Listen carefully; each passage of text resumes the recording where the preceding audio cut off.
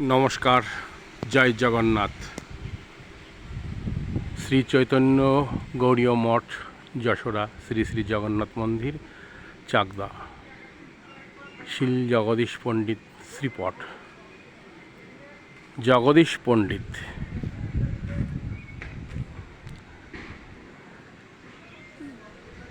জয় জগন্নাথ।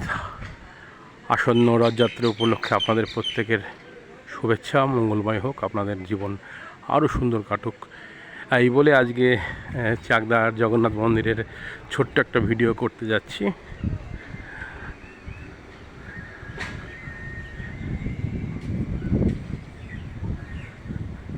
নদিয়া শান্তিপুর সাধারণতভাবে আমরা জানি সনাতন ধর্মের অক্সফোর্ড। নবদ্বীপ, শান্তিপুর, মায়াপুর চৈতন্য মহাপ্রভুর আবির্ভাবের পরে বিভিন্ন জায়গায় আমাদের ধর্মীয় স্থানগুলো আরও আলোকিত হয়েছে। যেরকম নবদ্বীপ বলতে পারেন, শান্তিপুর বলতে পারেন, মায়াপুর বলতে পারেন, পরমাতলা থেকে আরম্ভ করে, এবং চৈতন্য মহাপ্রভু নগর পরিক্রমার সময় যেখানে যেখানে বিশ্রাম নিয়েছিলেন সেখানে মন্দির স্থাপন হয়েছিল।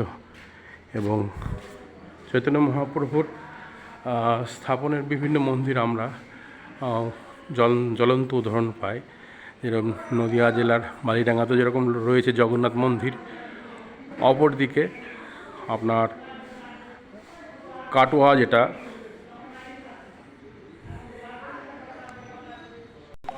কাটোয়া যেটা অগ্রদ্বীপ হিসেবে পরিচিত, মহাপ্রভুর চলমানভাবে যে নাম প্রচার, সেই মুহূর্তের মন্দির ওখানে ফুটে ওঠে বিভিন্ন কারণ। যেটা বিশেষ একটা কথা, চাকদার এই মন্দির সম্পর্কে একটা না বললেই না। পণ্ডিত জগদীশ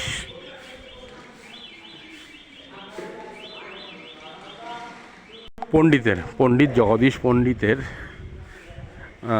পুরীধামে জগন্নাথ দর্শন করতে গিয়েছিলেন এবং তিনি ঠাকুরের কাছে প্রার্থনা করেছিলেন, বোধহয় আমার আর পরবর্তীতে ধামে আসতে পারবো না, তা প্রভু তোমার এটাই শেষ চরণের আছি। এইভাবে ঠাকুরের কাছে কাকুরি মিনতি করার পর প্রভু নিজেই ওনার কাঁধে করে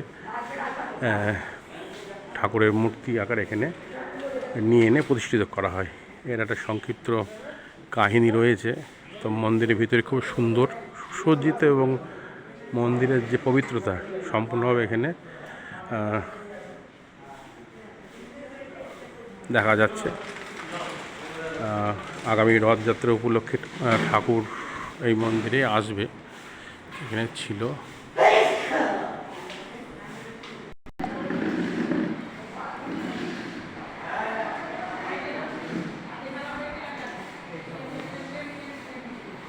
তবে এখানে একটা বিশেষত্ব, শুধুমাত্র জগন্নাথ দেব প্রতিষ্ঠিত হয়েছে, সুভদ্রা বলরাম নেই।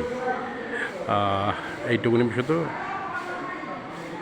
যদি বা মন্দিরের মহারাজের পারমিশন অনুসারে ভিডিও করলাম। রাখলাম। নমস্কার, ভালো থাকবেন, সুস্থ থাকবেন। জয় জগন্নাথ, জয় জগন্নাথ।